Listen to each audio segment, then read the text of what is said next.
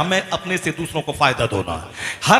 ये हदीस हर दफ्तर, हर कार्यालय, हर ऑफिस में लिखा रहना चाहिए, हर टेबल पे बिल्कुल लिखा रहना चाहिए, ताकि हमें सेल्फिश बनने, मफाद परस्त बनने, खुद गर्ज बनने, अपने मफाद की खातिर बहुत सारे लोगों के मफाद को चकनाचूर करने, दूसरों की लाशों पे अपना आशियाना बनाने, दूसरों को ठग करके अपना घर बनाने वाला काम करने से बचना चाहिए। इसलिए कि हुजूर ने कहा है, खैरुन्नास मय्यनफउन्नास, तुम में सबसे बेहतर वो है जो लोगों के लिए सबसे फायदामंद हो।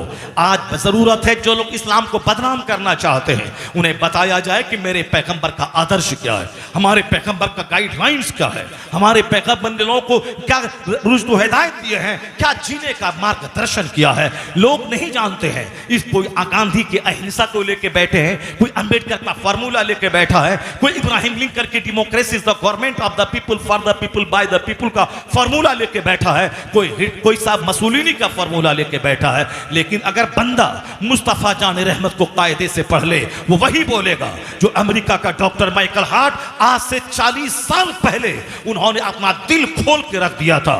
ये हिंदुस्तान का रामगिरी, ये हिंदुस्तान का कमलेश तिवारी, इन जैसे वह लोग जो मुस्तफा की शान में बकवास करते हैं, वो नहीं जानते हैं कि मुस्तफा कौन है। वो अंधविश्वास में बोल रहा, अंधविश्वास में बोल रहा है, वो वो अंधभक्ति में बोल रहा है, वह दुश्मनी में बोल रहा है, वह दूसरों से सुन के बोल रहा है, वो अपना मुताला करके नहीं बोल रहा है। लेकिन जिस दिन वह मुस्तफा को पढ़ लेगा, जिस दिन वह मुस्तफा की हयात का मुताला कर लेगा, जिस दिन पैगंबर आजम की बायोग्राफी को पढ़ लेगा कि वह कब पैदा हुए, वो उन्होंने कब उनको नबूवत मिली, उन्होंने कब पैगाम दिए, उन्होंने जवानी कैसे गुजारी, उन्होंने बचपन कैसे गुजारा, उन्होंने रात कैसे गुजारी, उन्होंने दिन कैसे गुजारा, उन्होंने हिजरत से पहले मक्का में कैसे रहा, वो मदीना आने के बाद कैसे जिंदगी के दिन गुजारे, वह मैदान जंग में कैसे रहे, वह सुलह के टेबल पे कैसे रहे, वह मस्जिद नबी के मिंबर से कैसे रहे। उनकी सारी जिंदगी एक सिराज मुनीरा चमकते सूरज की तरह इंसानियत के सामने मौजूद है। मगर कोई पढ़े तो सही। ये साफ दो रोटी खाने के लिए नबी को गाली देता है ताकि अंध भक्तों के बीच का लीडर बन जाए, और अंध भक्त उसको 2 टका दे दे और गाड़ी खरीद के उसको दे दे, इसलिए नबी को गाली देता है। मगर अमेरिका का डॉक्टर माइकल हार्ट आज से 40 साल पहले 1978 में उन्होंने डिसीजन लिया था कि मैं इस धरती का सबसे महानतम, सबसे सफलतम, सबसे कामयाब तरीन इंसान की सूची में तैयार करूंगा। लाखों करोड़ों की जिंदगी का मुताला करूंगा, हर क्षेत्र के महान लोगों को पढ़ूंगा, उन तमाम महानों में 100 आदमी को छांटूंगा, उस 100 आदमी में जो सबसे बड़ा महान होगा, महानतम सक्सेसफुल आदमी, उसकी मैं निशानदेही करूंगा। और वो आदमी महान के क्राइटेरिया होगी, वो आदमी जिसके फॉलोवर्स के एतबार से, जिसकी तालीमात के असर के असरात के एतबार से, जिसके गाइडलाइंस के इम्पैक्ट के एतबार से, जो हर अहद, हर जमाने और हर मुल्क में जिसका अपना एक इंप्रेशन हो, उस हिसाब से मैं क्राइटेरिया मैं तय करके उसके रैंकिंग करूंगा। मोहब्बत को मैं दखल नहीं दूंगा कि मुझसे जिसको मोहब्बत है मैं उसको अव्वल नंबर पे दे दिया। मैं अकीदत को दखल नहीं दूंगा कि मैं जिस पैगंबर का फॉलोवर हूं उस पैगंबर का नाम दे दूंगा। नहीं, मैं सच्चाई, फैक्ट की बुनियाद पर मैं ये रैंकिंग करूंगा कि इस दुनिया का सबसे सफलतम पुरुष की सूची में किसका नाम अव्वल आएगा। उन्होंने मेहनतें की, मैं कहता मेहनत, वो किताब आज तक छप रही है, परे से बाहर है। या रामगिरी को चाहिए कि मुस्तफ़ा को गाली देने से पहले उस किताब का मुताला कर ले। वो किताब कोई हिंदुस्तान का जाहिल नहीं लिखा है, अमेरिका का बहुत बड़ा एडवोकेट, अमेरिका का बहुत बड़ा बैरिस्टर, अमेरिका का बहुत बड़ा वैज्ञानिक था वो, यानी बहुत बड़ा इल्म उसके पास था। उस आदमी ने ठाना था कि मैं ये बड़ा काम मैं करूंगा, दुनिया के जितने महान लोग हैं सबकी जिंदगी का मुताला करके मैं 100 आदमी को छांटूंगा, उसकी रैंकिंग करूंगा। हमारे हिंदुस्तान के लोगों को इतनी फुर्सत कहां है, इनको गाली देने से फुर्सत नहीं है, दूसरों की टांग खींचने से फुर्सत नहीं है, दूसरों के घर पे बुलडोजर चलाने से फुर्सत नहीं है, गाली गलौज से फुर्सत नहीं है, अहंकार और घमंड से फुर्सत नहीं है, और 10 आदमी के बीच बैठकर दूसरों की बुराई बयान करने से फुर्सत नहीं है। ये हवाई जहाज कहां से देगा? हवाई जहाज तो अमेरिका का 2 भाई दिया, आज 5 करोड़ों आदमी उस पर सवार हो रहा है। वह तो भाई दिमाग जला के दिया है अमेरिका का। यह माइक्रोफोन जिस पर मेरे जैसे करोड़ों आदमी इस माइक्रोफोन पे बातें कर रहा है और लाखों मस्जिदों में माइक्रोफोन से अजान हो रही है। हर जुमा के दिन करोड़ों मुसलमान इस माइक्रोफोन से जुमा का खुतबा सुन रहा है। यह बनाने वाला डेविड हग्स वो इंडिया का नहीं था, वह 7 समंदर पार का यूरोप का एक स्कॉलर था। हवाई जहाज देने वाला, लैपटॉप देने वाला, साहब मोबाइल देने वाला, ये सब 7 समंदर पार का दानिश्वर। हिंदुस्तान के लोग मारधाड़ करें, पूजा के नाम पे हुल्लड़बाजी करें, दूसरों के मकान पे कीचड़ फेंकें, दूसरों के मकान को जला के मजाक उड़ाएं, दूसरों के लोगों का की हुटिंग करें, दूसरों को बर्बाद करने का प्लान बनाएं और साहब ये प्रोटेस्ट करें, एहतजाज करें, मकान जलाएं, रेलवे की पटरी उखाड़ें और बैंक को नोचें। यही वजह है जितने बड़े बड़े वैज्ञानिक हुए वह सारे के सारे 7 समंदर पार के, यूरोप के, अमेरिका के।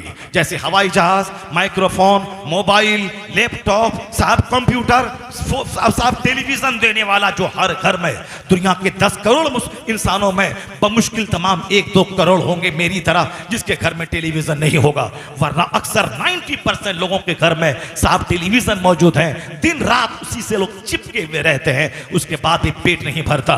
तकरीर सुनो तो कितनी तकरीरें सुनेंगे, लेकिन टेलीविजन में वही एक सलमान, वही एक शाहरुख खान, वही एक अमिताभ बच्चन, वही एक करीना, वही एक हेमा मालिनी, वही मोहम्मद रफी, वही मोहम्मद अजीज, उसी का गाना, उसी का डायलॉग, उसी औरतों का नाचना, उसी का नीम बरहना कपड़ा पहनना, उसी की पैरी में सारे मर्द औरत परेशान है, उसी की धारावाहिक, उसी की फिल्में। कोई नहीं बोलता एक बंदा कि कितना अमिताभ को 50 साल से ढोऊं, कितना सलमान को 50 साल से ढोऊं, कितना शाहरुख खान को 50 साल से ढोऊं, और कितना वही म्यूजिक को 50 साल से ढोऊं, कितना उसी लड़की के डांस को 50 साल से ढोऊं। कोई नहीं बोलता, क्योंकि वहां शैतान है जो लज्जतें दिलाता है। इसी वही एक गाना 50 बार से सुन रहा है और 50 साल से सुन रहा है, फिर भी शैतान उसका पेट भरने नहीं देता, मोह भंग नहीं होता। और जुमा के खुतबे से मोह भंग हो रहा है, तकरीर से मोह भंग हो रहा है, मत समझाने से, वही नमाज रोजा समझाएंगे और क्या समझाएंगे, उससे मोह भंग हो रहा है। मस्जिद में खुतबा लंबा 5 मिनट हुआ तो साहब तलवे का गुस्सा सर पे आ गया। अब इमाम की खैरियत रही है, अगले जुमा से पहले हटाने की तदबीर हो रही है। वही बंदा नमाज पढ़ने के बाद मस्जिद से बाहर रेलवे स्टेशन पे अब प्लेटफॉर्म पे 1 घंटे से खड़ा होकर के धूप में जलकर वो बस का इंतजार कर रहा है। अब वहां नहीं बोलता कि बस वाले ड्राइवर को जान मार दूंगा, वो नहीं बोलता कि उत्तर प्रदेश की गवर्नमेंट, उत्तर प्रदेश के वजीर आला के घर पे जाके कत्ल कर दूंगा, तुम्हारी बस क्यों लेट चल रही है, तुम्हारी ट्रेन क्यों लेट चल रही है, हम 1 घंटा से बैठे हुए हैं, क्या मतलब, क्या समझ लिया है तुम, नानी मरे किसकी की वो इस तरह की बातें बोले। ये सारा गुस्सा तो कमजोर इमाम पे निकलता है, सारा गुस्सा तो कमजोर मौलवी पे निकलता है। यानी कमजोरों पे गुस्सा, गुस्सा भी बड़ा चालाक है, ताकतवर पे गुस्सा नहीं आता, 2-4 जूता मारने वाले पे गुस्सा नहीं आता, हुकूमत पे गुस्सा नहीं आता, पुलिस वाले पे गुस्सा नहीं आता, रेलवे के ड्राइवर पे गुस्सा नहीं आता, रेलवे के साहब गार्ड पे गुस्सा नहीं आता। ये गुस्सा आता है बेचारा मौजिन पे, ये गुस्सा आता है बेचारा इमाम पे, ये गुस्सा आता है बेचारा मौलाना पे, लेकिन समाज के डकैतों चोरों पे गुस्सा नहीं आता। कोई नेता को आना था 10 बजे भाषण देने के लिए, वो आता है शाम के 5 बजे, 8 घंटे से लोग वेट कर रहे हैं, कोई नहीं बोलता। ये नेता तुमको आना था 10 बजे, तुम क्यों आए हो 2 बजे, तुमको आना था 10 बजे, तुम क्यों आए हो 5 बजे। मैंने खुद देखा कि राजीव गांधी जिंदा था, उनको आना था दिन के 2 बजे, मगर रात के 11 बजे उनकी तकरीर हो रही थी हमारे शहर के सबसे बड़े मैदान में। मैं उसी रास्ते से गुजर रहा था रात के 9 बजे और राजीव गांधी उधर बजा रहे थे, अपना भाषण दे रहे थे, और लोग ये कोई नहीं बोला इनको आना था दिन के 2 बजे, ये रात के 9 बजे क्यों आ रहे हैं। क्यों? वो नेता है, नेता की धमक और है, नेता की धमक और है, पुलिस वाले की धमक और है। ये मौलवी साहब का कोई वैल्यू नहीं है, जबकि वो नेता, वो मौलवी साहब के सामने इसकी कोई हैसियत, कोई औकात नहीं है। जिस नबी का कलमा हम पढ़ते हैं वह नबी सबसे बेमिसाल, और जो आलिम है वह नाइबे पैगंबर होता है, नाइबे रसूल होता है। 1 लाख बीघा जमीन का जोतने वाला वह जमींदार है, नाइबे पैगंबर नहीं। वह 50 फैक्ट्री का मालिक, वह कैपिटलिस्ट है, इंडस्ट्रियलिस्ट है, वो नाइबे पैगंबर नहीं। वह साहब 1000 मकान का किराया खाने वाला वह मकान वाला है, वह साहिब सरवत है, मगर नाइबे पैगंबर नहीं। मगर किराए के घर में रहने वाला, अगर सीने में कुरान का इल्म है, हदीस का इल्म है, वह आलिम है, और फिर ये आलिम नाइबे पैगंबर है। जिस तरह मुस्तफ़ा लाजवाब, मुस्तफ़ा के सदके उनका नाइब भी लाजवाब, उनका नाइब लाजवाब। तो नाइब के हिसाब से आलिम को देखेंगे तो कभी उनके खिलाफ गुस्सा नहीं आएगा, क्योंकि नबी से अपना ईमान का रिश्ता जुड़ा हुआ है। नबी की जरा सी तौहीन करे बंदा तो काफिर हो जाएगा, ईमान से उसका रिश्ता खत्म हो जाएगा। उसी तरह नाइबे पैगंबर की तौहीन बाज जहत से आदमी को इस्लाम से दूर कर देती है। ये इस पर हजार गुस्सा आए मगर संभल के, ये नाइबे रसूल है, ये नाइबे पैगंबर है, ये हमें दीन सिखाता है, ये कुरान हदीस का इल्म सीने में रखता है। इनको इनकी बातें, मुस्तफ़ा की बातें इनकी जबान से सुनने को मिलती है। ये मुस्तफ़ा की हदीस पढ़ता है, जुमा के दिन मुस्तफ़ा ने ये कहा, तकरीर में मुस्तफ़ा ने ये कहा, वाज की महफिलों में मुस्तफ़ा ने ये कहा, सीरत की महफिलों में मुस्तफ़ा ने ये कहा, अपने हुजरे में हुजूर ने ये कहा, निकाह के खुतबे में हुजूर ने ये कहा, जुमा के खुतबे में हुजूर ने ये कहा, ईदैन की तकरीर में हुजूर ने ये कहा। ये हमें जीने का रास्ता बताते हैं, जन्नत का रास्ता बताते हैं। जो कुछ मुस्तफ़ा ने कहा वह पैगाम पहुंचाते हैं। इसलिए मुस्तफ़ा ने इनको दुआ दे दी है। तुम हजार काली बको, तुम हजार इनके 10,000 रुपए से इनको गरीब समझो, मगर इनको जो मुस्तफ़ा की दुआ लगी है उस दुआ का इनाम यह है कि इनका चेहरा मामूली कमाई में हरा भरा रहता है। 1 करोड़ कमाने वाला, उनका चेहरा गुस्से से तमतमाता रहता है। आमदनी घट जाए तो जहर खा के मर जाता है। गोरा चेहरा दौलतों की हवस में काला है, मगर ये 10,000 कमाने वाला ये जुब्बा टोपी अमामा बांध कर जब ये जुमा के दिन मेंबर पे खड़ा होता है, ऐसा लगता है जैसे कोई कमांडर इन चीफ है जो फौज को ललकार रहा है, कोई बादशाह है जो रियाया से खिताब कर रहा है। इनके कमरे में मुश्क है, यहाँ ऊद है, यहाँ शमामा है, यहाँ अंबर है, यहाँ 10 जुब्बे हैं, यहाँ बरकाती टोपियों की बहार है। जो 1000 एकड़ जमीन का जोतने वाला जो अमामा ना पहना हो, जो जुबा ना पहना हो, वो ये पहनता है। आखिर ये हरियाली क्या है? हुजूर ने इनके लिए दुआ दे दी है। न दरल्लाहु अमरन मन समिया मिन्ना हदीसन फबल्लगहु कमा समिया। हुजूर कहते हैं अल्लाह उस बंदे को हरा भरा रखे जो मेरी हदीस सुनता है, दूसरों को सुनाता है।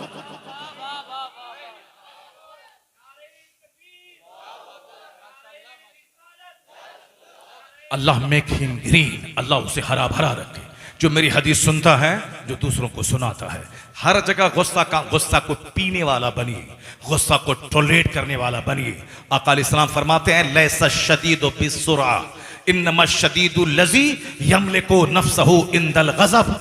आज गुस्सा बड़ा चालाक है। मैंने कहा ना कि कमजोरों पे ज्यादा गुस्सा आता है, दौलतमंदों पे, ताकतवरों पे जो एक फाइट मारे, धसा दे उधर और दीवार में उधर गिरा दे, उस पर गुस्सा नहीं आता है डर के बारे। गुस्सा तो हम जैसे कमजोरों पे आता है, गुस्सा तो साहब मोजिन और इमाम पे आता है, मगर जो 2-4 तमाचा मार के चेहरा लाल करे उस गोंडे पे, उस डकैत पे, उसके गुस्सा नहीं आता है।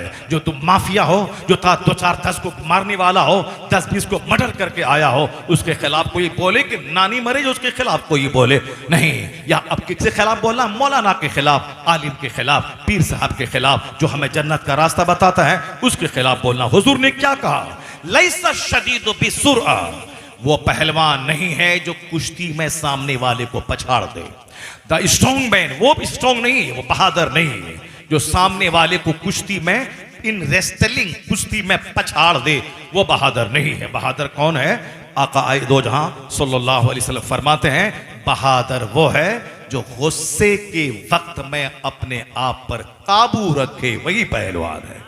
इन्नमा शदीदुल लज़ी यमलिकु नफ्सहु इंदल गज़ब, यानी हु कंट्रोल्स हिमसेल्फ, जो अपने आप पे कंट्रोल करता है in the state of anger, गुस्से की हालत में जो अपने आप पे कंट्रोल कर ले, वही असल में पहलवान है, वही असल में बहादुर है।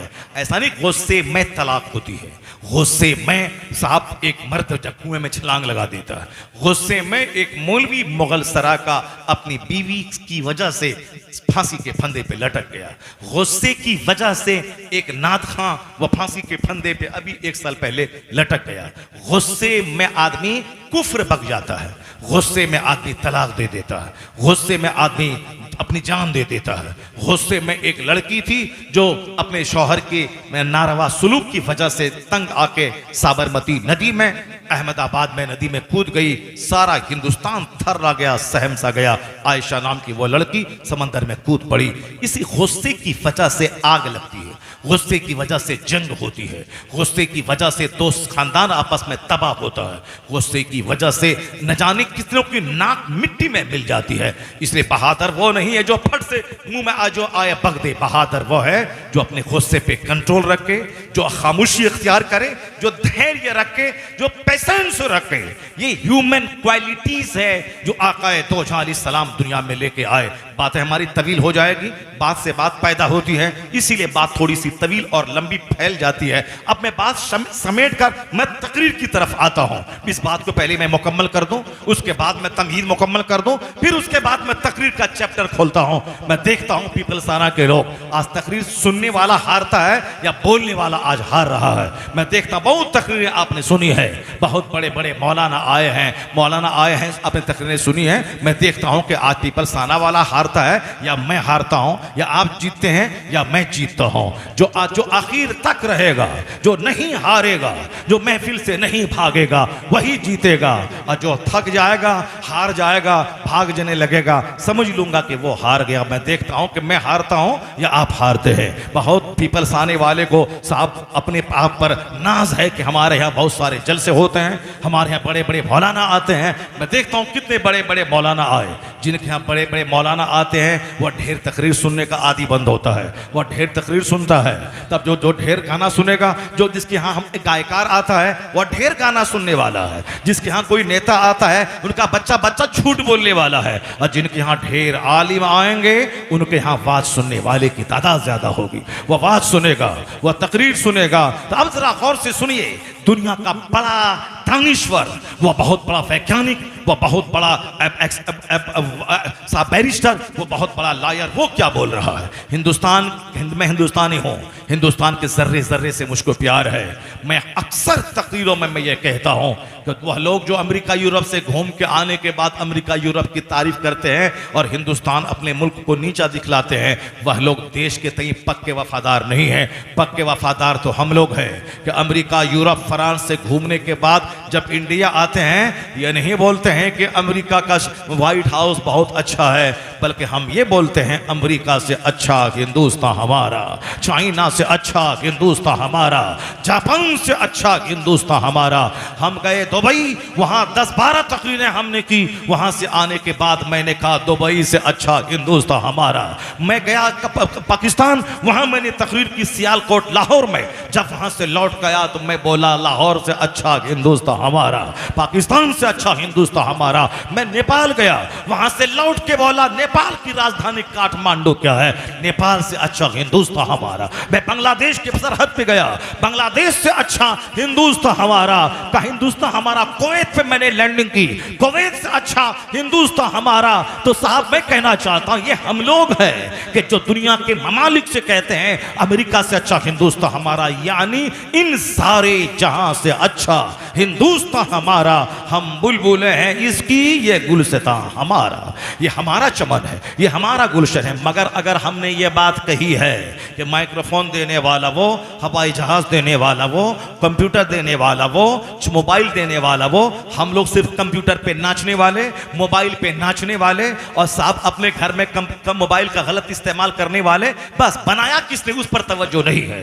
लेकिन जिस दिन उस पर तवज्जो चली जाएगी हम पंक्चुअल हो जाएंगे, हम वक्त के पाबंद हो जाएंगे। हम अपने बच्चों को जमीन बेच के आला तालीम दिलाने की कसम खा लेंगे। नहीं, जब अमेरिका के लोग साइंसदान बन सकते हैं, मेरा बेटा भी साइंसदान बनेगा। मेरा बेटा भी मरने के बाद दुनिया वालों के लिए कुछ छोड़ के मरेगा।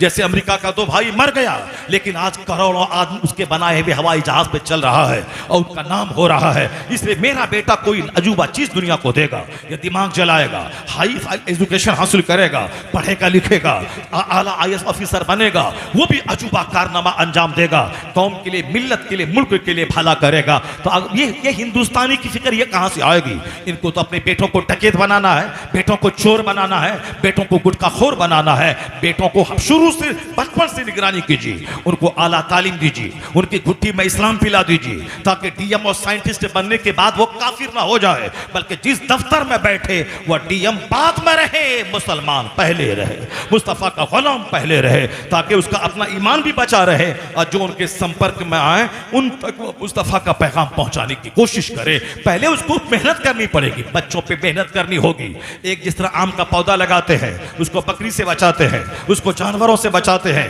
उसको दूसरे आदमी से बचाते हैं, उसमें वक्त वक्त पे पानी देते हैं, उसमें वक्त वक्त पे कंपोस्ट और यूरिया और साफ डीपी डालते हैं, और फिर उसके बाद जब बड़ा हो जाए, जब खुद मैच्योर हो जाए, अब ना कोई बकरी नुकसान देगी, अब ना कोई पानी नुकसान देगा, अब ना कोई आदमी नुकसान देगा, तब हम उससे बेनियाज हो जाते हैं कि अब मेरा यह दरख्त मैच्योर हो गया है। उसी तरह जब तक बच्चा मैच्योर ना हो, उसी एक आम के पेड़ की तरह उस बच्चे की निगरानी कीजिए। वह बच्चा उठता कै बजे है, वह बच्चा सोता कै बजे है, वह बच्चा सुबह कहाँ जाता है, स्कूल कब जाता है, स्कूल का अटेंडेंस उसका कितना है।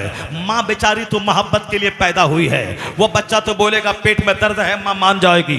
माँ बेचारी प्यार के लिए पैदा हुई है, माँ मारती नहीं है। वो हजारों लाखों में कोई जबरदस्त पढ़ी लिखी माँ होती है जो प्यार के वक्त में प्यार और पढ़ाई के वक्त में अपने बच्चों को मार भी देती है। वरना ये बाप है जो बच्चों के लिए सूरज की गर्मी का काम करता है, और ये माँ है जो बेचारी चांद का काम करती है। चांद रात में भी ठंडी ठंडी किरणें देता है, मगर सिर्फ चांद की किरणें हो तभी दरख्त नहीं फलेगा। दरख्त को आगे बढ़ने के लिए उसको सूरज की धूप चाहिए, उसको जबरदस्त धूप चाहिए, तब यह तो पौधा जल जल कर तब वह मुतवाना और ताकतवर होता है। तो उसी तरह बाप का प्यार बच्चों के लिए सूरज की रोशनी का काम देता है। बाप का प्यार बच्चों के लिए सूरज की रोशनी का काम देता है। तो एक पत्ते की तरह निगरानी कीजिए, दरख्त की तरह बच्चों की निगरानी कीजिए, और जब बच्चा मैच्योर हो जाए, जब बच्चा तालीम याफ्ता हो जाए, जब बच्चा खुद भले और बुरे में फर्क महसूस करने लगे, तब उसी आम के पेड़ की तरह उस बच्चे को छोड़ दीजिए। उसके बाद भी कोई उस दरख्त को काट न दे।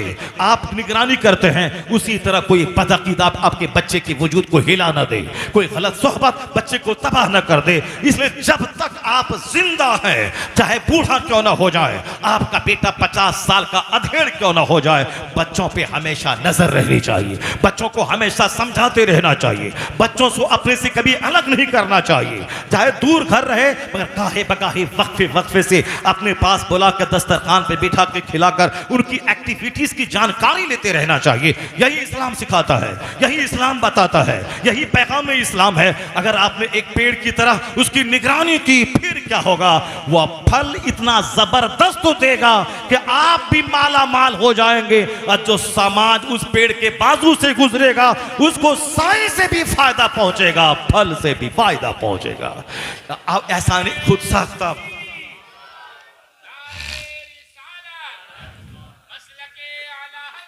इस्लाम ये सिखाता है, ये बच्चा जो आपके सामने है, इसको आवारा छोड़े कल आपकी छाती पे बैठ के मारेगा। अगर आपने इसको अदब नहीं सिखाया कि कैसे जीना है, कैसे मरना है, कैसे खाना है, कैसे वॉशरूम जाना है, कैसे सोना है, कब स्कूल जाना है, कब स्कूल से वापस आना है, शाम में कितने बजे खेलने को जाना है, कितने बजे खेल से वापस आना है, अगर आपने 7 साल के बाद इसको मस्जिद नहीं ले गए, मस्जिद का रास्ता नहीं दिखलाया, ये 50 साल की उम्र में भी मस्जिद नहीं जा पाएगा। अगर जाएगा भी तो इनकम्प्लीट रहेगा। इसलिए दुनिया के सबसे बड़े रहनुमा पैगंबर आजम ने कहा, मुरु औलादकुम बिस्सलात व हुम अबनाउ अस्सबई सनीन। जब तेरे बच्चों की उम्र 7 साल हो, उसे नमाज का आदेश दे। कभी पढ़ेगा, कभी छोड़ेगा, अब इसी तरह करता रहेगा, 10 साल का हो जाए। अगर नमाजी बन गया तो वाह वाह, अगर नहीं बना वद्रिबूहुम अलैहा, उस पर उसकी पिटाई करो, मारो उसको। और जब नमाजी बन जाए तो उसका बिस्तर अलग कर दे। बच्चा जब जवान हो जाए उसको अपना दोस्त बना ले, दोस्त से मुस्कुरा के बातें कर, दोस्त से मशवरा कर। अक्रिमू औलादकुम, अपने औलाद की इज्जत करो, औलाद को न ताना दो, न औलाद को गाली दो, न औलाद को उदड़ित करो, न औलाद पर लानत मलामत करो। नहीं, मुस्तफा कहते अक्रिमू औलादकुम, अपने औलाद की इज्जत करो। इज्जत का मतलब उसे सीने से लगाओ। जब तक बच्चा है 7 साल से पहले, उस वक्त तक उसको सीने से लगाओ, उसको कंधे पे बैठाओ, उसकी पेशानी को चूमो, उसके होंठ को बोसा दो, उसको अपनी गोद में रखो, उसको अपने सामने बैठाओ, अपनी गोद पे बैठाओ। इस प्यार से उसको हौसला मिलेगा, उसका सीना मजबूत होगा, उसकी अक्ल कुशादा होगी, उसकी जबान की लुकना दूर होगी, वह मोहब्बत की जबान समझेगा। जो बाप हमेशा बचपन में बच्चों को डांटता रहता है, उसका बच्चा बुज़दिल हो जाता है, उसका बच्चा डरपोक हो जाता है, उसका बच्चा कोई बहुत बड़ा इंसान कभी नहीं बन पाएगा। इसलिए कि बड़ा इंसान बनने के लिए अक्ल कुशादा होना चाहिए और दिल कुशादा होना चाहिए। बड़ा इंसान बनने के लिए उसके पास टॉलरेंस की कैफियत होनी चाहिए, उसके पास क्रिएटिविटी होनी चाहिए, यानी समाज वक्त चीज को पैदा करने की, उस नई नई बातों के सोचने की सलाहियत होनी चाहिए। और जो डरा हुआ रहे, जो सहमा हुआ रहे, वो कभी नई नई बातों को सोच नहीं पाएगा और अपना दिमाग जला के कोई नई बात दरियाफ्त नहीं कर पाएगा। डिस्कवरिंग की कैपेसिटी खत्म हो जाएगी, अंडरस्टैंडिंग की कैपेसिटी खत्म हो जाएगी, कॉन्टेम्पलेशन की कैपेसिटी खत्म हो जाएगी, डिस्कवर की कैपेसिटी खत्म हो जाएगी, हाईली डीप थिंकिंग की कैपेसिटी खत्म हो जाएगी। इसलिए बच्चों को आजादी दीजिए, बच्चों से खूब प्यार कीजिए और खुद समझाइए। हाँ, 7 साल के बाद बच्चों को कहिए कि बेटे अब आपका वो वक्त आ गया है, आपको नमाज पढ़नी है।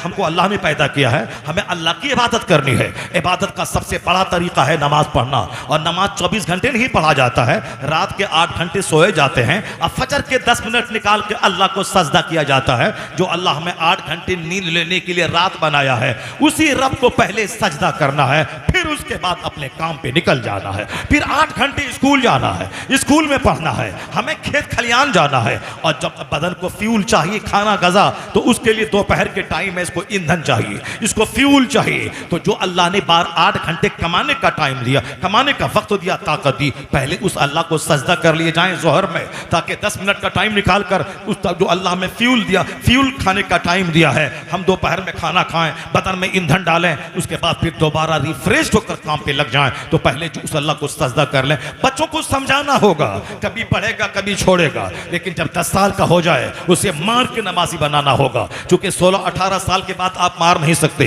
बच्चा आपका पार्टनर, आपका दोस्त बन जाएगा। लेकिन 10 साल की वो उम्र है जिसमें आपके डर के मारे वह नमाज पढ़ेगा। अभी डर से पढ़ेगा, मार के डर से पढ़ेगा, फिर बाद में खुद ब खुद वह नमाज की फजीलतें जानने के बाद वह शौक से नमाज पढ़ेगा। लेकिन बच्चे को पहले मार के नमाजी बना देना है। जमीन देना फर्ज नहीं है, उसके लिए मारे मारे हम फिर रहे हैं कि बच्चा 4 है, उसको 4 किताब मकान बना के देना है। जबकि क़यामत के दिन सवाल नहीं होगा कि तुमने अपने बच्चों को मकान बना के क्यों नहीं दिया। क़यामत के दिन सवाल नहीं होगा तुमने अपने बच्चों को जमीन खरीद के क्यों नहीं दी। अल्लाह की कसम ये सवाल नहीं होगा, न कहीं कुरान में है न कहीं हदीस में है कि तुम बच्चों को मकान बना के दिया ही करो, जमीन खरीद को दो ही नहीं। अगर जमीन है मेरे पास, मेरे मरने के बाद बच्चों की जमीन होगी। अगर हमको अल्लाह ने मकान दिया है, मेरे मरने के बाद वो मकान बच्चों का होगा। हम वसीयत करें चाहे नहीं करें, मरने के बाद वह माल बच्चों का हो जाता है, बच्चों का होगा। मगर यह जरूरी नहीं है। अगर मैं किराए के घर में रहा, अपना घर कोई नहीं बनाया, तो हम पर कोई क़यामत के दिन पूछना होगी कि तुमने मकान बना के बच्चों को क्यों नहीं दिया। हाँ, अलबत्ता अगर हमने पैसे को शराब में लगाया, पैसे से हमने कोई खेल तमाशे में लगाया, पैसे से हमने ज़िनाकारी की, पैसे से हमने दुनिया का काम किया और बच्चों को हमने दूसरों का मोहताज और जलील रखा, तब सवाल होगा कि तुमने इस माल का गलत इस्तेमाल तुमने क्यों किया, तुमने अपने बच्चों को कंगाल क्यों छोड़ा, तुमने इस पैसे से तुमने शराब क्यों पिया, तुमने इस पैसे से गलत काम तुमने क्यों किए, तुमने अपने बच्चों का हक क्यों मारा, तुमने इस अपने पैसे अपनी जमीन को स्कूल में क्यों दिया, तुमने खेल के मैदान में क्यों दिया, अपने बच्चों के लिए क्यों नहीं छोड़ा, स्कूल में दिया बच्चों को नहीं दिया, तुमने प्लेग्राउंड के लिए दिया बच्चों को नहीं दिया। यह सवाल होगा कि तुमने बच्चों को कंगाल क्यों छोड़ा और तुमने सारा माल खैरात क्यों किया। खैरात करने का भी एक लिमिट है। तुम्हें हमारे पास अगर 100 एकड़ जमीन है तो उसमें 50% खैरात कर दो, बाकी 50% बच्चों के लिए रखो, उसमें भी 10% खैरात करो, 90% बच्चों के लिए रखो, ताकि तेरे मरने के बाद तेरे बच्चे दूसरों के सामने हाथ ना फैलाएं। ये जमींदारों के लिए है। लेकिन जिसने कमाया मगर उसके पास दौलत नहीं बची, मकान नहीं रहा, जमीन नहीं रही, तो उस पर कोई सवाल नहीं होगा कि तुमने अपने बच्चों को मकान दुकान क्यों नहीं दिया। अलबत्ता यह सवाल होगा तुमने बच्चों को नमाज क्यों नहीं पढ़ाया, तुमने बच्चों को दीन क्यों नहीं सिखाया, तुमने अपने बच्चों को नमाज पढ़ने का आदेश क्यों नहीं दिया। यह सवाल होगा।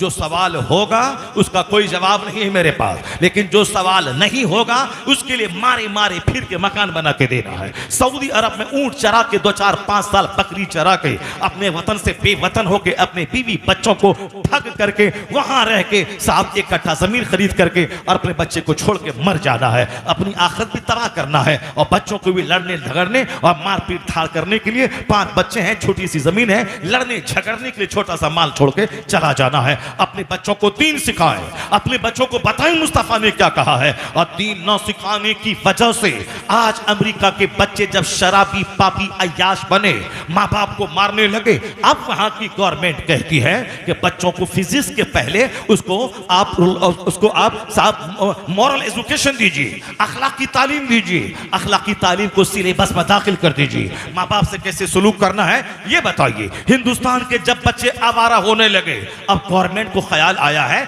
नैतिक शिक्षा दीजिए, अखलाकी तालीम, मॉरल एजुकेशन बच्चों को दीजिए। मैं कहता हूं एक कौम में मुस्लिम जहां आज तबाही का तमाशा देखने के बाद लोगों को बच्चों के अखलाक का ख्याल आया है, नैतिक शिक्षा का ख्याल आया है, वहीं मेरे पैगंबर आजम ने बच्चों के बारे में 1500 साल पहले सूरज की रोशनी से ज्यादा उज्जवल पैगाम दिया है। आका ने फरमाया मा नहला वालिदुन वलदहु मिन नुहलिन अफज़ला मिन अदबिन हसन। इस हदीस पाक को 1000 बार पढ़ो। अमेरिका के लोग आज कहते हैं बच्चों को नैतिक शिक्षा दीजिए, हिंदुस्तान के लोग आज कहते हैं बच्चों को बर्बादी से बचाने के लिए इसको मॉरल एजुकेशन दीजिए। चाइना जापान के बच्चे जब बर्बाद होने लगे तब वहां के दानिश्वरों को ख्याल आया कि बाप होने का फर्ज अदा करते हुए अपने बच्चों को नैतिक शिक्षा दीजिए, स्कूल का अच्छा टीचर होने के नाते बच्चों को मॉरल एजुकेशन दीजिए। देख 50 बार गौर से इसको पढ़, इस हदीस पाक को। जो रामगिरी मुस्तफा पे उंगली उठाता है बदतमीज, मेरे मुस्तफा के इस आदर्श को पढ़, अमेरिका का दानिश्वर इस आदर्श को पढ़। और जो खबीस मरदूद मेरे पैगंबर को गाली देता है वह जान ले कि हमारा 1 लाख मौलवी में से कोई मौलवी न तुम्हारे सीता की लाइफ को खंगालता है, कौन भगा के ले गया, कौन श्रीलंका ले गया, हमको कभी नहीं बोलते, ना उससे कोई बहस है। हमको कोई मतलब नहीं कितने 300 रानी थी, 300 बीवियां थी किसकी, और किसको किस बीवी से क्या कौन बच्चा पैदा हुआ, हमें उससे कोई बहस नहीं है। हमें पर्सनल लाइफ को खंगालने का टाइम नहीं है।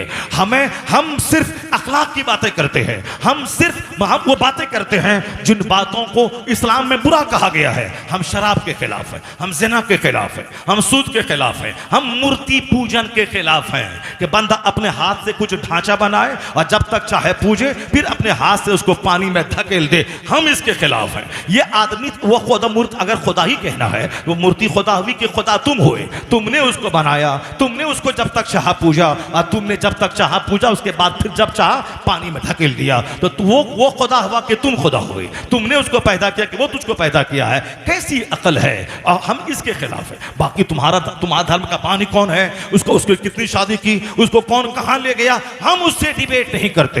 लेकिन तुम्हारा पंडित जो जाहिल दी ग्रेट है वो हमारे पैगंबर की शादी को लेकर के वो आगे तरह तरह के बयानबाजी करता है। तुम्हें क्या मालूम, जब तुम मेरे पैगंबर के बचपन को नहीं जानते, मेरे पैगंबर की जवानी को नहीं जानते, मेरे पैगंबर के तालीमात को नहीं जानते, तो फिर तुमको क्या मालूम कि हुजूर दुनिया में किस काम के लिए आए थे, मेरे पैगंबर किस काम के लिए आए थे।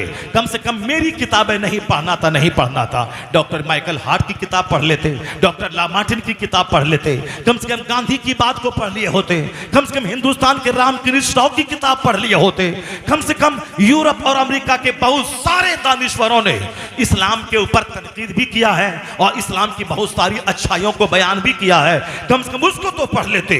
डॉक्टर विलियम म्यूर ने लाइफ ऑफ मोहम्मद लिखा है, उसको पढ़ लिए होते। डॉक्टर जॉन डेविनपोर्ट ने लिखा है, उसको पढ़ लिए होते। डॉक्टर फिलिप हिट्टी ने हिस्ट्री ऑफ अरब लिखा है, उसको पढ़ लिए होते। बेशुमार किताबें हैं जो यूरोप के ओरिएंटलिस्ट मुस्तशरिकीन ने किताबें लिखी है इस्लाम के ऊपर में, हजारों किताबें हैं। उन किताबों को रामगिरी पढ़ लिया होता तो कभी हुजूर की शादी पे उंगली नहीं उठाता, कभी वह सरकार दो जहां की हयात तैयबा पे अंगुष्ठ नमाई नहीं करता। बदतमीज, मेरे पैगंबर का बचपन लाजवाब, मेरे पैगंबर की पैदाइश लाजवाब, मेरे पैगंबर की बचपन की हर अदाएं बेदाग थी। उस जमाने में जबकि सारे अरब में लोग शराब और ज़िना के आदी थे, मगर हुजूर उसी समाज में 25 साल के जवान हो गए। मगर जर्रा बराबर मक्का के लोगों ने आप में कोई ऐब नहीं देखा। ना हुजूर की आंख बहकी, ना आका अलैहिस्सलाम के हाथ बहके, ना कभी सरकार के पांव कभी किधर गलत महफिल की तरफ गए। ये वह लोग लिखते हैं जो लोग कलमा नहीं पढ़े, उन लोगों ने भी सरकार के बचपन की प्योरिटी, सरकार के बचपन की ब्राइटनेस, हुजूर की जीवन के उज्जवलपन को उन्होंने बयान किया है। एक सरकार की जिंदगी में 2 बार ऐसा आया कि अब बचपन में आमतौर पर लोग खेल तमाशे की तरफ माइल रहते हैं, और बच्चों को खेल करना भी चाहिए, क्योंकि खेलने से बच्चों की पर्सनैलिटी बिल्डिंग होती है, उसको सेहत मिलती है।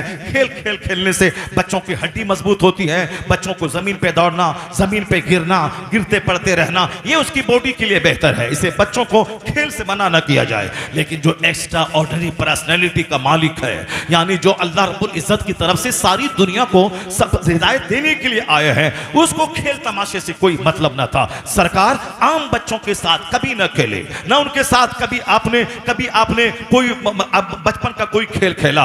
अलबत्ता 2 बार आका फरमाते हैं कि 2 बार मुझको ख्याल आया, क्योंकि हमारे साथ के जो बच्चे थे वो बच्चे कहते थे कि शहर में कहानी कहने वाले लोग आते हैं साल में कभी कभी, चलो मोहम्मद वहां उसकी कहानी जाके सुनते हैं। आका खुद फरमाते हैं कि अलबत्ता 2 बार मुझको ऐसा लगा कि जब हमारे दोस्तों ने जिद किया, यानी बचपन के दोस्त खेलते थे, मगर सरकार उनके साथ में कभी मस्तियां नहीं करते थे। आका अलैहिस्सलाम जब थोड़ी सी आपकी उम्र हुई, जनाब कबीले बनु साद में हजरत हलीमा सादिया के बच्चों के साथ में वो बकरियां चराने के लिए जाते थे, वहां रहते थे, बकरियों की देखभाल करते थे, मगर खेल तमाशे में दिलचस्पी आपको नहीं थी। आप हमेशा गौर व फिक्र करते रहते थे। आपका चेहरा इतना खूबसूरत था कि जो भी रास्ते से गुजरता था सरकार के चेहरे पे नजर पड़ती थी, तो कहने वाला कहता था इन्ना लिहाजल गुलाम लशाना, इस शहजादे की बड़ी अजीब शान है, इनका फ्यूचर बड़ा ब्राइट है, इनका भविष्य बड़ा उज्जवल है, इनका मुस्तकबिल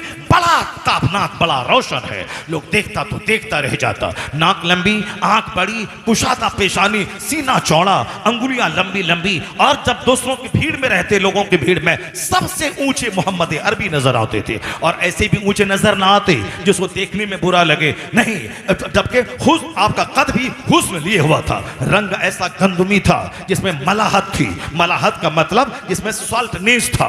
एक होता हुस्न सुबूही, यानी वाइट ब्यूटी, जिसका रंग बिल्कुल दूधिया होता है, वो उसमें थोड़ी सी दूधियापन की वजह से उसमें थोड़ी सी कबाहत भी होती है, लेकिन जो मलाहत होती है उसमें सॉल्टनेस होता है, उसमें अट्रैक्शन होता है, उसमें कशिश होती है। तो जनाब यूसुफ अलैहिस्सलाम का जो हुस्न था वह हुस्न सुबूही था, यानी वाइट ब्यूटी थी। दुनिया का एक बड़ा हुस्न का हिस्सा उनको मिला था, हालांकि वह हुस्न सुबूही थी, मगर कोई डिमेरिट नहीं, कोई ऐब नहीं, कहीं से कोई डिफेक्ट नहीं था। मगर हुजूर का जो हुस्न था वह हुस्न यूसुफ से भी ज्यादा हसीन हुस्न था, यानी जिसमें मलाहत थी। आला हजरत की जबान में हुस्न खाता है जिसके नमक की कसम है वह मलीह दिल आरा हमारा नबी, यानी मुस्तफा हुस्न जिसके नमक की कसम खाता हो, वह मला हुजूर का हुस्न मलाहत लिए हुआ था, नमकीनी लिए हुआ था, यानी गंदमी रंग मुस्तफा का था। और बचपन में ऐसा लाजवाब पैदाइश आपकी थी कि आपकी माँ कहती मेरा बच्चा जब पैदा हुआ ऐसा नूर चमका कि मैं मक्के में रहकर मुल्के शाम के महल को यहां से देख लिया। ये बताएं जो सारी दुनिया में पैगंबर इनकलाब बन के आए थे, सारी दुनिया को जहालत के अंधेरे से निकालने आए थे, दुनिया में अदल और इंसाफ का उजाला फैलाने आए थे, हर घर में हर शिक्षा का दीपक जलाने आए थे, मानवता का पाठ पढ़ाने आए थे, इंसानियत को गुलामी की जंजीर से आजादी दिलाने आए थे। अब इस पैगंबर के बाद कोई नबी नहीं आएगा, कयामत तक के आखिरी पैगंबर है ये। 1400 साल पहले के लिए भी लाजवाब है और 1400 साल बाद के बाद वालों के लिए भी लाजवाब है, और कयामत तक जब भी इल्म चाहे चरम सीमा पे पहुंच जाए, साइंस आलमे शबाब में आ जाए, उस जमाने में भी जो मुस्तफा का पैगाम है वह पैगाम जदीद हुस्न लिए हुए रहेगा।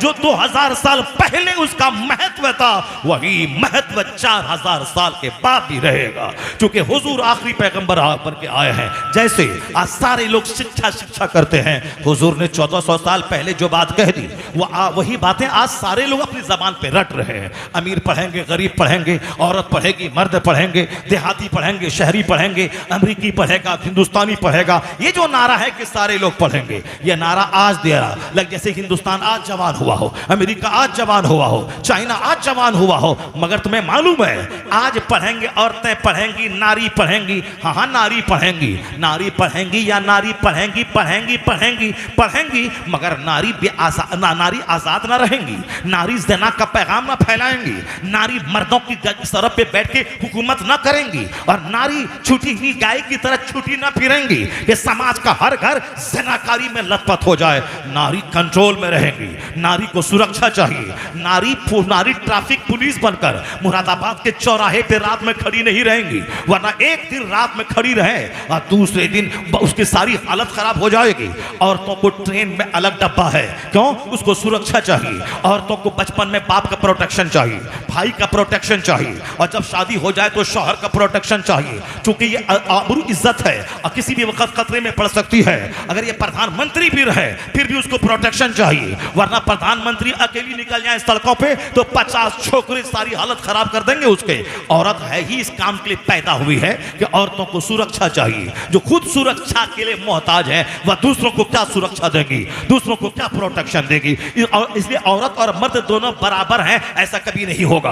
औरत अलग काम के लिए पैदा हुई है, मर्द अलग काम के लिए पैदा हुआ है। अगर दोनों बराबर हैं तो बराबरी का काम होना चाहिए। एक साल मर्द कमाएगा, औरतें बैठेंगी, दूसरे साल औरत कमाएगी, मर्द बैठेगा। एक साल मर्द बच्चा पैदा करेगा, औरत काम करेगी, और दूसरे साल औरत बच्चा पैदा करेगी, मर्द काम करेगा। बराबर तो वही हुआ ना कि एक साल हम बच्चा पैदा करें, एक साल तुम पैदा करो, एक साल तुम पैदा करो, एक साल हम पैदा करें। और जब ये बराबरी नहीं है तो फिर ये बराबरी क्या चीज है? सिमिलरिटी क्या चीज है? मर्द के चेहरे पे दाढ़ी है, औरत के चेहरे पे दाढ़ी नहीं है। क्यों? इसलिए कि औरतों का चेहरा कोमल है, वह मर्द के लिए पुरकशिश बनी रहेगी। तब एक काली कलौटी औरत अपने शौहर के लिए रानी बन के रहती है। अल्लाह ने उसके चेहरे पे दाढ़ी के बाल नहीं दिए हैं क्योंकि वह घर की जीनत बनी रहे, शौहर के दिलों को राहत पहुंचाती रहे, और अपने बाल बच्चों को पैदा करके एक बहादुर की मां कहला के घर में रहे। आबरू का सौदा ना करे, आबरू बचा के बहादुरों की मां कहलाए। ऐसा नहीं कि छूटी फिरती रहे, कभी इसमें मुंह डाले, कभी उसमें मुंह डाले, कभी जैसे छूटी हुई बकरियां, कभी गेहूं में मुंह डाले, कभी आम में मुंह डाले, कभी लीची में मुंह डाले, कभी साफ बासमती चावल में मुंह डाले, और सब में मुंह डालती रहे और समाज में गलत पैगाम पहुंचाती रहे। नहीं, कीमती औरत है वो जो पर्दे में रहे, जो आबरू रहे, आबरू मंदाना जिंदगी गुजारे, अपने घर को जन्नत बनाए, अपनी औलाद को अच्छी तालीम देने के लिए अच्छी तालीम हासिल करे, आला तालीम हासिल करे। औरत नर्स बने, औरत डॉक्टर बने, औरत इंजीनियर बने, औरत प्रोफेसर बने, मगर आबरू लूटा के नहीं, गैर मर्दों के हाथ मिला के नहीं, अपने चेहरे को उनके चेहरे से सटा के नहीं, उनकी गोद में झूल के नहीं, अपनी आबरू बचा के। जहां तक सवाल था बराबरी का, कलकत्ता के मेडिकल कॉलेज का प्रिंसिपल एक लेडी डॉक्टर के साथ जो रेप किया उसको ज़बह कर दिया। ये बताइए कि कोई जाहिल था, कोई हल जोतने वाला था, उसके साथ बलात्कार और कत्ल करने वाला, वो भी हाई क्वालिटी का प्रिंसिपल, यानी एक बड़े मेडिकल कॉलेज का प्रिंसिपल है। और जो जिसके साथ जो विक्टिम थी, वह विक्टिम भी आम औरत नहीं थी, वह विक्टिम लेडी डॉक्टर थी, MBBS मुकम्मल हो चुका था, अब वह MD करने वाली थी। पता ये चला कि चाहे 1000 कोई प्रिंसिपल बन जाए, चाहे 1000 कोई लेडी डॉक्टर रहे, मगर पर्दा जरूरी है, पर्दा जरूरी है। मर्द और औरत का जो अट्रैक्शन है तन्हाई न हो, पर्दा जरूरी है। जब पर्दा जरूरी है, अगर पर्दा होता और रात की ड्यूटी पे औरत वो न जाती और दिन में अपनी सहेलियों के बीच में ड्यूटी की रहती और रात में अकेली जाके सेमिनार हॉल में नहीं सोती, वहां कोई गुंडा दरिंदा व कथा व कुत्ता उसके साथ रेप नहीं करता। इसीलिए तो इस्लाम कहता है औरतों को सुरक्षा दी जाए, औरतों को प्रोटेक्शन दिया जाए, औरतों पर जो ऊंटी चादर डाली जाए या उसको जलील करने के लिए नहीं है, औरतों की आबरू की हिफाजत के लिए है, ताकि मोटी चादर रहेगी, इनका हुस्न छुपा रहेगा, इनकी बदसूरती भी छुपी रहेगी। अगर औरत बदसूरत रहेगी तो भी ऊपर में चादर है, कोई देख नहीं पाएगा उसका ऐब, और अगर वह खूबसूरत है उसके ऊपर में मोटी चादर है, कोई देख नहीं पाएगा उसका हुस्न, और कोई हुस्न का दिलदाला लुटेरा और तन्हाई में उसे पा करके उसकी जिंदगी के लाले ना पड़ जाए, ताकि उसका हुस्न छुपा रहे। तो इस्लाम ने जो कानून पर्दा दिया है, मर्दों की जिम्मेदारी अलग, औरतों की जिम्मेदारी अलग, इसके राइट्स अलग, उनकी ड्यूटीज अलग, इसीलिए दिया है ताकि औरतें सुरक्षित रहे, औरतें महफूज रहे, मर्द की आबरू भी बची रहे। ये मर्द भेड़िया बनकर सामने पड़े हुए गोश्त की तरफ लपक न जाए, बल्कि एक दीवार रहे, अदब की दीवार, हया की दीवार, शर्म की दीवार, शाइनेस की दीवार, एजुकेशन की तरबियत की दीवार। सिर्फ ABCD पढ़ने वाला वो आला काम नहीं कर पाएगा, सिर्फ A+B पढ़ने वाला वो बड़ा काम नहीं कर पाएगा। ABCD पढ़ना कमाल नहीं है, बल्कि हया सीखना कमाल है, अदब सीखना कमाल है, डिसिप्लिन सीखना कमाल है, डिसिप्लिन सीखना कमाल है। इसलिए आज ज़िनाकारी को रोकने के लिए सारी मिशनरी फेल हो गई है। अमेरिका भी फेल है, इंडिया भी फेल है, चाइना जापान भी फेल है, गवर्नमेंट फेल है, पुलिस फेल है, कचहरी फेल है, कोर्ट फेल है, एडवोकेट फेल है, जज फेल है। जब सब फेल्योर हो गए तो एक कानून है मुस्तफा का, वह कानून पर्दा। उस पर्दा का कानून नाफिज कर दे। दावे के साथ कहता हूं 80% रेप घटेगा, औरतों को सुरक्षा मिल जाएगी, औरतों को सुरक्षा मिल जाएगी। यह है कानून पर्दा, यह है पैगंबर आजम अलैहिस्सलाम की तालीमात का महसल। अब जरा गौर से सुनिए, पढ़िए पढ़िए पढ़िए। यह कमाल नहीं है, बल्कि कौन सी तालीम हासिल कीजिए, कौन सा एजुकेशन हासिल कीजिए। हुजूर ने इस हदीस में 1 करोड़ की बात कह दी है। इसको 50 बार पढ़िए, अपने घर की दीवारों में लिख के रखिए और अपने दोस्तों को बताइए कि आज जब तबाही का तमाशा देखा कि बच्चे ड्रग्स इस्तेमाल कर रहे हैं, स्कूल हाई स्कूल में बच्चे गन के जरिए अपने क्लासमेट, अपने क्लास के साथी को मार रहे हैं। यहां तक कि वही आंधी चली अमेरिका और यूरोप से, बेअदबी की आंधी। उसी आंधी की जद में अभी इंडिया का एक हाफिज कुरान आ गया, जिसको एक तालिब इल्म ने उसकी गर्दन पे कुल्हाड़ा चला के उसको जख्मी कर दिया। अब पता नहीं उसकी मौत हुई कि क्या हुई, कोई कसूर नहीं था। कसूर सिर्फ इतना था कि उसको डांटा था कि तुम सबक क्यों नहीं पीते हो, तुम तो क्यों नहीं पढ़ते हो, तुम बीड़ी क्यों पीते हो, तुम बीड़ी क्यों पीते हो। उसी पे उस्ताद ने डांटा, 2 बार 3 बार डांटा, नहीं माना तो इंतजामिया से शिकायत की। इंतजामिया ने उनको समझाया। उसके बाद वो घर गया, वहां से दोपहर के वक्त में आया और अपने उस्ताद की गर्दन पे साहब वो हंसवा चला के उसके गले को रेत डाला। ये बेअदबी की आंधी अमेरिका से चली है, यूरोप से चली है। वहां के स्कूल में गन चलाना, वहां के स्कूल में साहब अपने बच्चों की छुराबाजी करना, ये मशहूर है। तो अब जब बच्चे बर्बाद होने लगे तो अब पहले कहते थे पढ़िए पढ़िए पढ़िए पढ़िए, सिर्फ पढ़िए पढ़िए, कमाइए खाइए, पढ़िए कमाइए खाइए। अब जब डॉक्टर को देखा पढ़ने के बाद गरीबों की जमीन बेचवा के नॉर्मल डिलीवरी को सीजरिंग करवा रहा है, अब लोग परेशान हो गए कि साहब ये पढ़ा लिखा डॉक्टर एक गरीब की जमीन बेचवा के नॉर्मल डिलीवरी को सीजरिंग करवा रहा है, औरतों की सेहत से खेल रहा है, बच्चों की जिंदगी से खिलवाड़ कर रहा है। चूंकि डॉक्टर की सीने में ख्वाहिश है कमाने की, चूंकि बाप ने पढ़ाया है मेरा बेटा पढ़ेगा लिखेगा डॉक्टर बनेगा। अब वह डॉक्टर को चाहिए 1 करोड़ का बंगला। वह बंगला कहां से बनाएगा? लोन लेके बनाया है, हर महीने लोन भी चुकाना है, कार का लोन भी चुकाना है, अब बच्चों को अमेरिका पढ़ाने के लिए उसका लोन भी लेना है। यानी सब कुछ लोन पे, कार लोन पे, बंगला लोन पे, और जो महीने में कमाता है वह सब लोन में चला गया। अब ये हाथ सुखा के बैठा है, कहां से किससे कर्जा ले। यानी डॉक्टर भी है, सर्जन भी है और कर्ज में डूबे हुए हैं। कोई है जो अपनी डिस्पेंसरी में 50 करोड़ रुपए दबाए हुए हैं। उसी गरीबों की दौलत को जमीन बेचवा के, उसको झूठ बोल के, शरीरों का लिबास पहनकर गरीबों को ठग करके नॉर्मल डिलीवरी जो 5 रुपए की दवाई से हो सकती थी, उसको 50,000 रुपए ऐंठ लिया कि नहीं ये तुम्हारी बीवी मर जाएगी और तुम्हारा बच्चा भी मर जाएगा। लोग कहते हैं डॉक्टर की सूरत में दलाल है, ये दलाल इंसान नहीं कसाई है, ये काटता है, जबह करता है गरीबों को। और साहब इंजीनियर बन गए, रिश्वत लेकर पुल नहीं भी बना, कह दिया कहां पुल बन गया, सड़क नहीं बनी, लिख दिया हाँ सड़क बन गई। साहब माल दिया है कमजोर, लिख दिया हाँ साहब एसीसी और अल्ट्राटेक का सीमेंट इस्तेमाल हुआ है,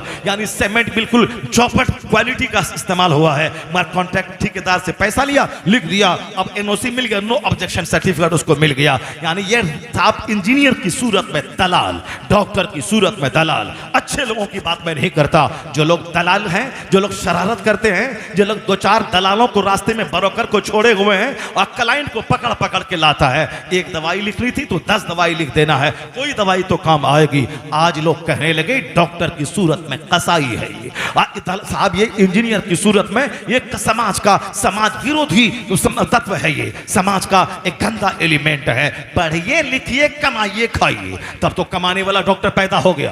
अब बाप कब बोला था मेरा बेटा पढ़ेगा लिखेगा समाज की सेवा करेगा, मेरा बेटा पढ़ेगा लिखेगा समाज में योगदान देगा, मेरा बेटा पढ़ेगा लिखेगा मानवता की सेवा करेगा, मेरा बेटा पढ़ेगा लिखेगा डिसिप्लिन बनेगा, सिविलाइज्ड बनेगा, गरीब रहेगा मगर समाज की सेवा करेगा, उत्तम व्यवहार से समाज वालों से सलूक करेगा, दूसरों का दर्द बांटेगा, गरीबों की सेवा करेगा। ये बाप कब बोला था? बाप बोला था डॉक्टर बनेगा कमाएगा खाएगा। अब वो कमा खा रहा है, अब वो चाहे कसाई बन के कमाए कि डकैत बन के कमाए, चोर बन के कमाए। जितने भी हिंदुस्तान को लूटा है, जितने बड़े बड़े घोटाले हैं, वो सारे घोटालेबाज कोई ऑक्सफोर्ड से पढ़ के आया, कोई कैम्ब्रिज से पढ़ के आया, कोई पटना यूनिवर्सिटी से पढ़ के आया, कोई जेएनयू से पढ़ के आया। ये सारी बड़ी बड़ी यूनिवर्सिटीज के पढ़े हुए लोग उन्होंने घोटाला किया।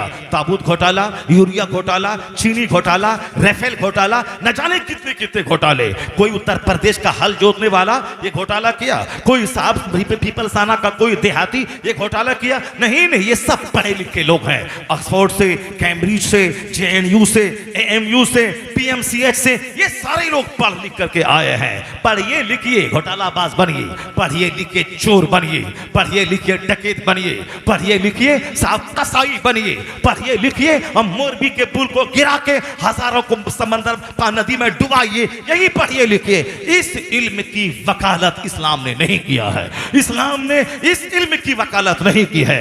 आज मुसलमानों का बच्चा भी सिर्फ पढ़ने लिखने में मस्त है। न नमाज है, न रोजा है, न जुमा है, न ईदैन है, न तिलावत है, न इबादत है। बस डॉक्टर बनना है, इंजीनियर बनना है, और इंजीनियर बन के किसी अहमदाबाद की लड़की से प्यार करके वहीं घर बसा लेना है। और ये बूढ़ा माँ बाप 10 बीघा जमीन बेच के पढ़ाया, ये एक गिलास पानी के लिए तरस रहा है। क्या हुआ फायदा उस पढ़ाने और लिखाने से? वो उस पढ़ाई और लिखाई से क्या फायदा हुआ? अपनी बेटी को पढ़ने भेजा साहब भोपाल, अपनी बेटी को पढ़ने भेजा कोटा, वहां जाके किसी छुछंदर से प्यार हो गया, उसको लेके उसके साथ भाग गई। वो साहब मुसलमान थी, जन्नत जाने वाली थी, और किसी गैर मुस्लिम के साथ जाके अपनी जवानी लुटा दी, दुनिया भी आखिरत भी दोनों लुटा दी। अब दुनिया में तो 2-4-10 साल उसको पेड़ता है, उसके बाद ज़बह कर देता है। आज हजारों लड़कियां जिसको ज़बह कर दी गई, जिसको मार के नाली में घुसा दिया गया। नागपुर की मुसलमान की बेटी को जबलपुर का ढाबा वाला प्यार किया, शादी किया, उसको फिर से गला दबा के वहां के नहर में डाल दिया। बेशुमार लोगों की कहानी रोजाना आ रही है। ये उसके और पढ़ाइए लिखाइए, डॉक्टर बनाइए, इंजीनियर बनाइए, और अपनी बेटी को काफिरा बनने के लिए उसको उजाड़ छोड़ दीजिए। वह जहां चाहे जाए और जिससे चाहे प्यार करे, और दुनिया आखिरत दोनों तबाह हो जाए, नाक कटे आबरू लुटे। इसलिए मैंने कहा था ना, एक बाप की तरह जमीन मकान की परवाह नहीं, अपने बच्चे को एक दरख्त की तरह उसकी निगरानी कीजिए, उसको सींचिए, उस पर कड़ी नजर रखिए। तो इस्लाम ने कहा है पढ़िए। इस्लाम से ज्यादा कौन मजहब है जो पढ़ने की वकालत किया हो? कुरान करीम में 6666 कमोबेश आयतें हैं, उसमें 800 के करीब वो जगह है जहां रीडिंग और राइटिंग का चर्चा आया है। कुरान में 800 जगहों पे 6666 आयतों में लाखों करोड़ों दुनिया भर की सारी बातें मौजूद है। मगर उन तमाम बातों में सबसे ज्यादा कुरान ने जिस पर जोर दिया है वह रीडिंग और राइटिंग पे जोर दिया है, अंडरस्टैंडिंग, कंटेम्पलेशन, हाई थिंकिंग पे जोर दिया है। कोई चैप्टर ऐसा कुरान का नहीं है जिस चैप्टर में सोच की बातें, गौर व फिक्र की बातें, समझने की बातें न हो। हर चैप्टर में है। इन आयतों में अक्लमंदों की निशानियां हैं, इन आयतों में अहले अक्ल की निशानियां हैं। वमा यज़क्करु इल्ला उलुल अलबाब। अल्लाह कहते हैं नसीहत नहीं कबूल करता है मगर अक्ल वाला। इन्ना फी ज़ालिका लआयातिन लिक़ौमिन याक़िलून। Undoubtedly in these verses are tokens for those who keep sense की बात है, वाइड विजडम की बात है, कुरान के हर चैप्टर में मौजूद है। और हदीस में यहां तक मफहूम आया है, इल्म हासिल करो मां की गोद से लेके कब्र की गोद तक। उतलुबुल इल्म वलौ काना मिनल महद, उतलुबुल इल्म मिनल महद इला लहद, obtain knowledge from the cradle to the grave. मां की गोद से लेके कब्र की गोद तक पढ़ो। उतलुबुल इल्म वलौ काना बिसीन, इल्म हासिल करो चाहे चाइना क्यों नहीं जाना पड़े, इल्म हासिल करो। फाइनल इल्म नूरुन, फाइनल इल्म कुव्वतुन, अलैकुम बिल इल्म, इन्नल इल्म खलीलुल मोमिन, अल इल्म सलाहुल मोमिन, अल इल्म सलाहुल मोमिन। यानी इल्म मोमिन का हथियार है, इल्म मोमिन का दोस्त है, इल्म मोमिन की ताकत है, इल्म मोमिन की जीनत है। नॉलेज डेकोरेशन है, नॉलेज लाइट है, नॉलेज पावर है, नॉलेज बेस्ड कंपनी है। Acquire knowledge from the cradle giving to the grave. कोई आयु सीमा नहीं है इल्म हासिल करने की। माँ की गोद से लेकर कब्र की गोद तक पढ़ते रहो। दूर दराज जाना पड़े, अमेरिका जाना पड़े, चाइना जाना पड़े, जाओ, पर इल्म हासिल करो। इल्म ताकत है, इल्म रोशनी है। इतना जबरदस्त जोर इस्लाम के अलावा किसी मजहब ने इल्म पे नहीं दिया है, और हमारे पैगंबर के अलावा किसी ने भी इतना जोर नहीं दिया है। मगर सोचने की बात है कि हुजूर ने जिस इल्म की वकालत की है वह नंगे होने का इल्म नहीं है, माँ बाप के मारने वाला इल्म नहीं है, डकैती चोरी वाला इल्म नहीं है। इल्म वह जो हमें इंसान बना दे, इल्म वह जो हमें लीगल और इलीगल का फर्क समझा दे, इल्म वह जो हमें राइट और रॉन्ग का फर्क बता दे, इल्म वह जो हमें अपनी राइट्स और अपनी ड्यूटीज बता दे कि हमारे अधिकार क्या है और हमारा कर्तव्य क्या है, हमको करना क्या है और हमारे राइट्स क्या है, हमारी ड्यूटीज क्या है, और दूसरों के ताल्लुक उनकी जिम्मेदारी हमारी क्या है। रिस्पॉन्सिबिलिटीज से बाखबर होना यह इल्म सिखाता है। ड्यूटीज से बाखबर करना यह इल्म सिखाता है। अपने अधिकार से रूशनास कराना यह इल्म सिखाता है। इल्म कहता है ये रॉन्ग है, ये राइट है। इल्म कहता है ये गुड है, ये बैड है।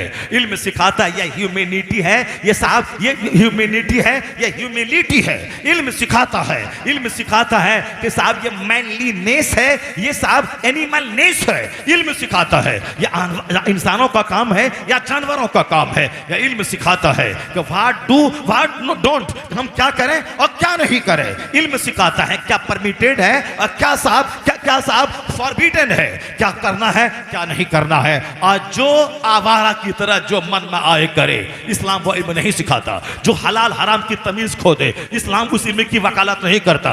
जो माँ बाप को मारने पर और दूसरी लड़की के पीछे पागल होने पे जोर दे, उस ख्वाहिशात के पुजारियों को इल्म, उस पुजारी वाले इल्म की वकालत इस्लाम नहीं करता। मुस्तफा ने एक दुआ की थी, अल्लाह ने सिखाया था कि मेरे महबूब दुआ करो, रब्बे जिदनी इल्मा, ए अल्लाह मेरे इल्म में इजाफा कर, इल्म को बढ़ा। मरते दम तक इल्म हासिल करना चाहिए और इल्म को हमेशा बढ़ाते रहना चाहिए। अगर कोई मौलवी 3 दिन किताब का मुताला ना करे, वह टाका का मौलवी तो होगा मगर अपने अखलाक का दुश्मन, किरदार का दुश्मन, आखिरत का दुश्मन और जन्नत का दुश्मन होगा वो। इसलिए कि जो 3 दिन किताबों का मुताला ना करे, उसका दिल मरने लगता है, उसका दिल बुझने लगता है, वो दुनियादारों की तरह सोचने लगता है। वो भी बोलता है कि बताशा के प्रसाद का दिलाओ, जन्नत पक्की है। नात पढ़ो, जन्नत पक्की है। तकरीर करो, 2 टका कमाओ, जन्नत पक्की है। नमाज पढ़ने की जरूरत नहीं है। इसलिए मरते दम तक किताब पढ़ना है। जैसे मरी हुई जमीन पे आसमान का पानी वह जिंदा कर देता है, उसी तरह ये मरा हुआ दिल उसको किताब का मुताला जिंदा कर देता है। इसलिए हमेशा पढ़ते रहना है, हमेशा नेकों की सोहबत में रहना है, सुन्नत में रहना है। क्या जरूरी है क्या जरूरी नहीं है। नमाज जरूरी है, नात जरूरी नहीं है। इसका ये मतलब ना हुआ कि नात पढ़ना हराम है, नहीं। नमाज जो जरूरी है, पहले नमाज पढ़े फिर नात पढ़े, पहले नमाज पढ़े फिर तकरीर करे, पहले नमाज पढ़े फिर जुलूस निकाले, पहले नमाज पढ़े फिर फातिहा दिलाए। सिर्फ फातिहा दिला के अगर बोलता है जन्नत पक्की है, वो जहन्नम का रास्ता चुना है। और जो सिर्फ नमाज की वकालत करता है और फातिहा मिलाद को हराम कहता है, उसके लिए भी जहन्नम पक्का है। तो बीच का रास्ता है, ना इधर जाए ना उधर जाए, सीधी राह पर रहे कि मिलाद भी होगी, नमाज भी होगी, जुलूस भी निकलेगा, नमाज रोजा भी रखा जाएगा, फातिहा भी दिलाई जाएगी, जुलूस मोहम्मदी भी निकलेगा, नमाज रोजा भी किया जाएगा। यानी फर्ज भी अदा होगा, नफ्ल भी अदा होगा, और यह सीधा रास्ता जन्नतुल फिरदौस ले जाएगा। इसी का नाम मसलके अहले सुन्नत है, इसी का नाम मसलके आला हजरत है कि फर्ज भी अदा होगा और नफ्ल भी अदा होगा। यही रास्ता सीधा जन्नतुल फिरदौस ले जाएगा। सिर्फ नमाज को पकड़े, फातिहा को हराम कहे, उसको अभी जहन्नम जाना पक्का है। और जो फातिहा मिलाद को पकड़ के रखा है और नमाज नहीं पढ़ता और कहता नमाज पढ़ना जरूरी नहीं है, फातिहा से ही काम चल जाएगा, उसके लिए भी जहन्नम पक्का है। और जो नमाज और नियाज दोनों को साथ लेके चले, उसके लिए जन्नत पक्की है। यही रास्ता सीधा मसलक एतदाल, मसलक आला हजरत है। बीच में एक बात आ गई, मैंने कह दिया। अलबत्ता इस बात को नोट कीजिए कि अल्लाह ने कहा महबूब से कि आप इल्म के इजाफे की दुआ करो। रब्बे ज़िदनी इल्मा, ये कुरान में आया है, अल्लाह ने महबूब को सिखाया है ताकि इल्म हमेशा बढ़ता रहे, इल्म के बढ़ने की दुआ की जाए। अब हुजूर ने क्या दुआ अल्लाह से की? अल्लाहुम्मा इन्नी अस्अलुका इल्मन नाफिआ। सिर्फ इल्म की दुआ नहीं की कि ए अल्लाह मुझको इल्म दे, मुझको इल्म दे, नहीं, दुनिया के सारे लोग यह फर्क महसूस करें।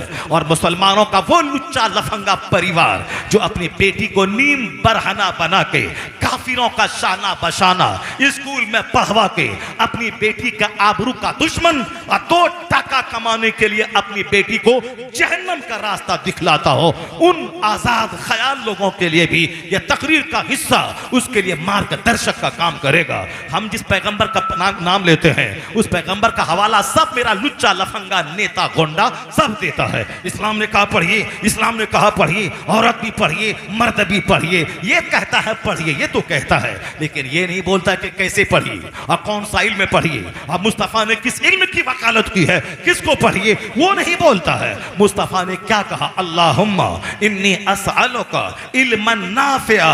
ए अल्लाह मैं तुझसे इल्म नाफे का सवाल करता हूँ, वह इल्म जो नफा दे, वह इल्म जो प्रॉफिटेबल हो, नॉलेज प्रॉफिटेबल, यानी वह इल्म जो हमें नफा दे, उस इल्म का सवाल मैं करता हूँ। अब इल्म नफा का मतलब क्या? टका दे, मकान दे, दुकान दे, गाड़ी दे, नहीं, वो इल्म जो हमें इंसान बना दे, वो इल्म जो हमें अल्लाह का डर दे दे, वो इल्म हमें जो दुनिया से ज्यादा आखिरत की पहचान दे दे, वो इल्म जो हमें भले बुरे की तमीज सिखा दे, वो इल्म जो हमें राइट और रॉन्ग का फर्क बता दे, वो इल्म जो हमें खुदा और बंदे का फर्क बता दे कि खुदा कौन है, बंदा कौन है, खुदा का क्या काम है, बंदे का क्या काम है। यह दुनिया आज टेम्पररी है, आखिरत कायमी है।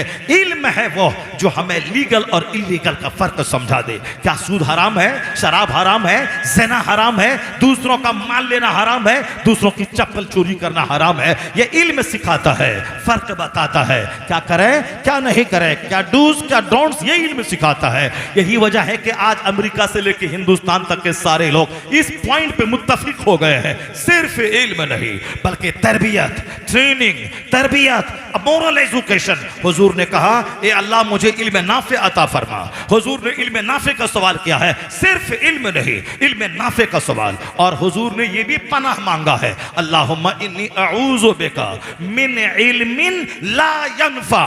हुजूर की दुआ सुनिए, हुजूर ने क्या कहा? ए अल्लाह मैं तुझसे उस इल्म से पनाह चाहता हूँ जो इल्म हमें नफा न दे। अल्लाहुम्मा इन्नी अऊज़ु बिका मिन इल्मिन ला यनफा, यानी जो नॉन प्रॉफिटेबल नॉलेज है, जो इल्म हमें नफा न दे, उस इल्म से मैं तेरी पनाह चाहता हूं।